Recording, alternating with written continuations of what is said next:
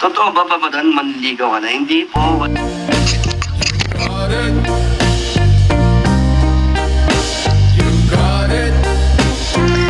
Ayun na, muli nagbabalik po ang inyong lingkod.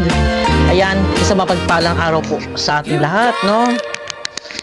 Lalong-lalo na sa mga makadad joy. Ayan, may galaw shoutout po sa inyong lahat. So, ayun na guys, no? Ay, nako. Baka merong hindi pa nakakapanood po dyan. At nakasalang na po kay Kalinga Prab yung episode na hinihintay ninyo. Ayan na.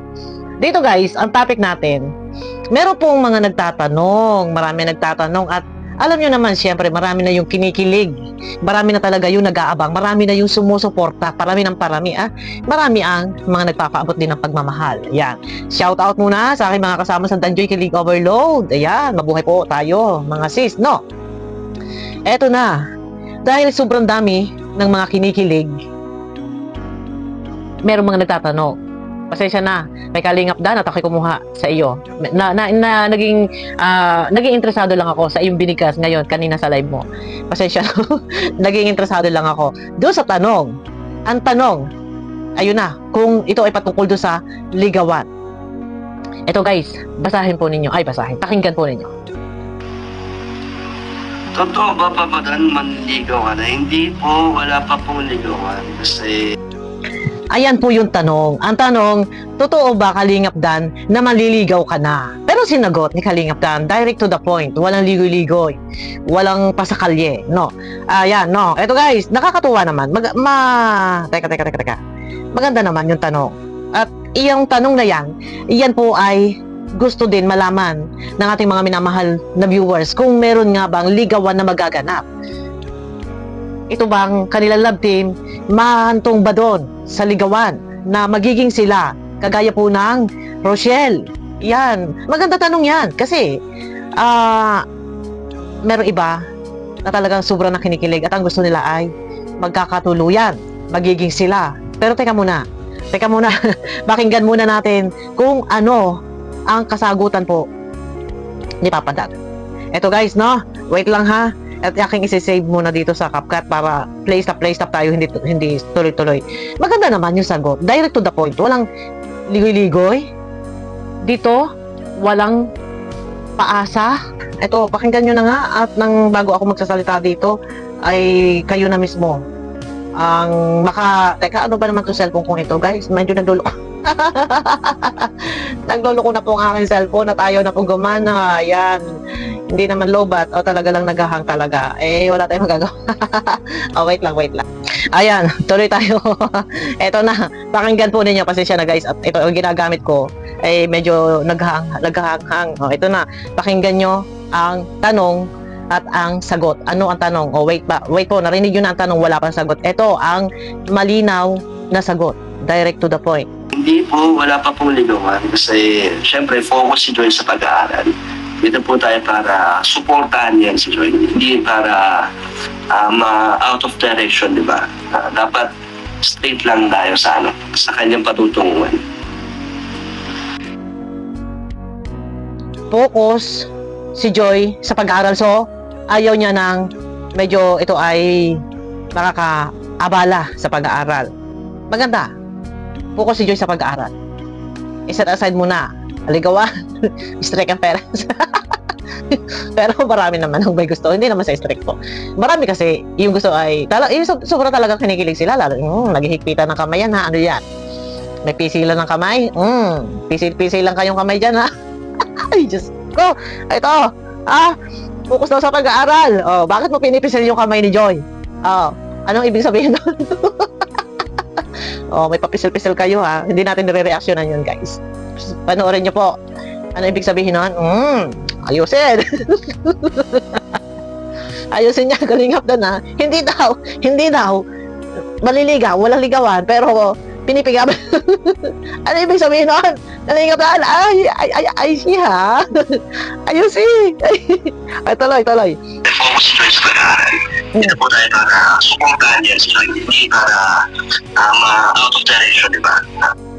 Nandito tayo para, ayun sabi niya, nandito tayo para sa suportahan si Joy, hindi para ma-out of direction. istoryahe. Ano yan? Istoryahe. Istoryahe, pero na, piniga-piga mo, ha? Piniga mo, pinisil mo, kita namin yun, ha? Ano ibig sabihin nun? Ano yan? Istoryahe ito? Oh. Hindi raw pwede po kasi nag-aaral, pero yun na nga, nandito daw, focus kay Joy. Hindi daw pwedeng ma-out of, ang tawag ito, ako natatawa kasi ito saan. Sige na nga, pagbigyan na nga natin. Kung yun yung sinasabi mo, pakikinggan ka namin. Tuloy nga, ulitan nga natin. Dito po tayo para supportahan yan si Joy. Hindi para ma-out of direction, di ba? Dapat stay lang tayo sa kanyang patutunguhan. Yun. Kailangan stick lang doon sa patutunguhan. Walang ano, tawag ito. Ay, yun na nga. Ano baga? Bakit baga? May piga-piga ka ng kamay. Ha? May nagagano tapos, ano ibig sabihin nun? Wala lang, tol. Pero okay lang yan. Okay lang yan. Basta yung sabi mo na focus sa pag-aaral, edi, istoryahe ba yan? Pero okay lang. Basta ito. Mas maganda naman po yung sagot ni Kalingap Dan na hindi siya nagpapaasa. Hindi niya pinapangako na 100% nagiging sila. Direct to the point. Hindi niya sinasabing gusto niya talaga si Joy. Hindi niya sinasabing liligawan niya si Joy sa malayong mangyari. Yan sabi niya, hindi daw pwedeng ma-out of direction. Kailangan focus doon sa kung ano talaga yung layunin, kung bakit naandyan siya to support Joy para sa pag-aaral. Malinaw, Kalingap Dan.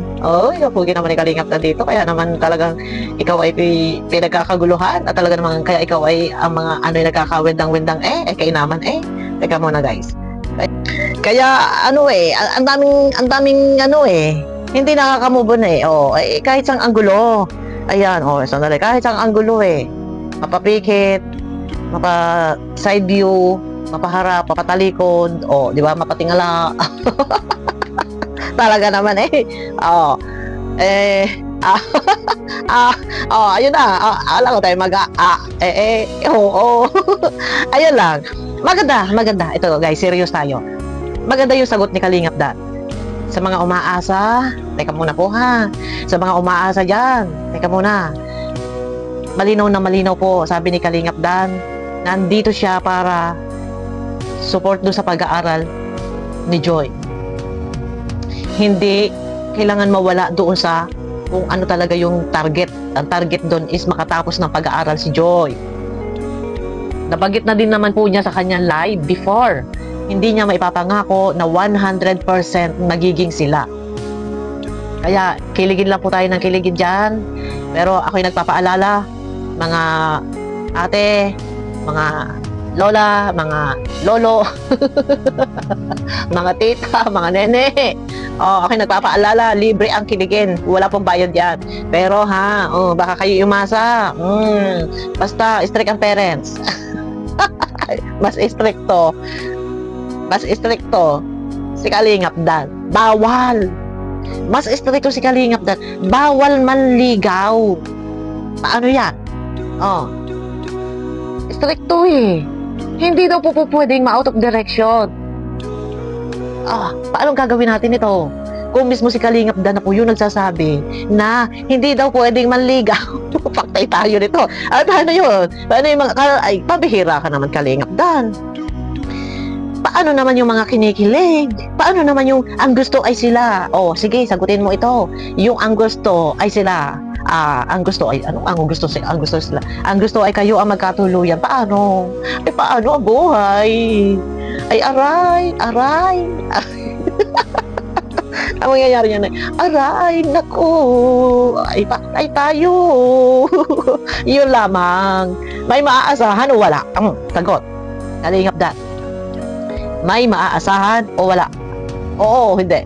Yun lang. Wala lang tayo ligoy-ligoy. Sagutin mo. Minsan, pag ako nagtanong kay Kalingap Dan, i-challenge natin si Kalingap Dan. Diba? Maganda yun. Isang tanong, isang sagot. Oo lang, o hindi. Walang daming explanation. Kalingap Dan. Oo, hindi. Sumagot ka. Malay nyo, minsan, hamunin ko to si Kalingap Dan. ay, nandito nga tayo. Para tayo tumulong kay Joy. Hindi po pwede yung ganun sagot. Ang tanong kasi, heart to heart na yan eh. Kasi yun din yung gusto ng, ng viewers eh. Na, ano ba? May feelings ba? May love ba? Love na! Oh, yun ang tanong. Oh, meron o hindi? Ay, ang sagutan lang doon. Oo. Sabay bawi. Ay, hindi. Focus sa pag-aaral. Ano ba ito sinasabi ko? Ang sagot lang doon, oo o hindi. Ayan. Hindi ko sinabi ng, kailangan na sagot may oo. Mamimili ka. Yun lang naman yun. Kasi, paano nga kalingap dan yung kinikilig? Ay, ang gusto maging sila, ano isasagot mo dyan? Ano, kiligin. Tapos hanggang sa ma-expired na, ay sa bagay, nanariwa yung kanilang mga puso, no? Ayan. Pero maganda yung tanong. Kung maliligaw, mauuwi ba doon sa paliligaw? Maganda. Yung sagot, direct to the point. Wala siyang pinaasa, no? Basta, stricto. Ang tapandad. Talaga? Ikaw pa talaga nag-strict. Ikaw pa talaga yung stricto na hindi pa pwede talaga ligawan. Ikaw pa talaga yung hindi pa pwedeng maliligaw. Ay, bakit? Talaga. Ay, yun na nga eh. Marami nga may gusto eh. Marami nagtatanong eh. Ay, ang lagay ay talaga walang paasahan. Ay, siya. Ay, paano? Ako natatawalaan dito sa sagot ni Kalingap na talagang direct to the point. Hindi tayo pwedeng out of direction. Hindi tayo pwedeng maliligaw kasi focus tayo. Pero maganda ang sagot. Ay, yung kay Kalingap na. Mas stricto ka pa talaga. Yung strictohan mo talaga yung sarili mo. Bakit gayon? Ay, anong ka? Ay, ikaw ay mas stricto sa sarili mo. Sa sarili mong sarili. Ako natutuwa lang talaga.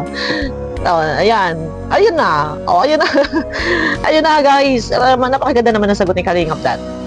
Pero ganun pa man, ang bawat isa, lahat naman tayo, naghahangad. Ano yung hangad natin? Maging mabuti, malagay sa magandang katatayuan, ay yung magkaroon ng magandang kinabukasan, si Joy, na makatapos ng pag-aaral. Ang importante po guys dito, serious tayo. Ang importante talaga dito is yung makatapos si Joy ng pag-aaral. Kaya tayo nandito. Kaya, yun naman talaga. Kasi, ito sasabihin ko sa inyo ha, pwede ang kiligin. Bawal ang seryosuhin. Ilang beses na rin po yung sinasabi ni Kalingap Rab. Ang ating layunin dito, ang gusto ni Kalingap Rab, makapagtapos or makatapos ng pag-aaral si Joy. Ayun na. Sana. Yung ilang taon, 4 years, na malagpasan ni Joy. Yung sa laki ng gastusin. Thank you sa lahat ng mga nagmamahal, sumusuporta para kay Joy sa nagbibigay ng allowance, kung ano pa mang gastusan. Maraming salamat po. Sana wag po kayo magsasawa guys, at mahaba pa ang laban.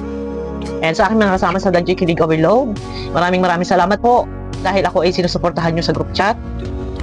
And tayo lahat, iisa po ang ating layunin. Salamat po dahil kaisa ko kayo ng damdamin, kaisa ko kayo ng kaisipan. Iisa po ang ating sinusuportahan. Yon, salamat po sa inyo. Nawa, yung lahat ng mga binibigay niyong pagmamahal, maibalik po ng ating Panginoon ng siksikliglig umaapaw yung blessings. Yun yung aking hiling na hiling sa Panginoon. Yung lahat ng inyong ipinaabot na pagmamahal, maibalik po ng Panginoon ng siksikliglig umaapaw. Ayun na guys, hanggang dito na lang. At tayo napahaba na. Abangan nyo ako sa akin next video guys. Pakiclick naman po muna ng thumbs up. Nang sa ganun ay swak po sa panlasa ni YouTube. Ayun na guys, bye bye po.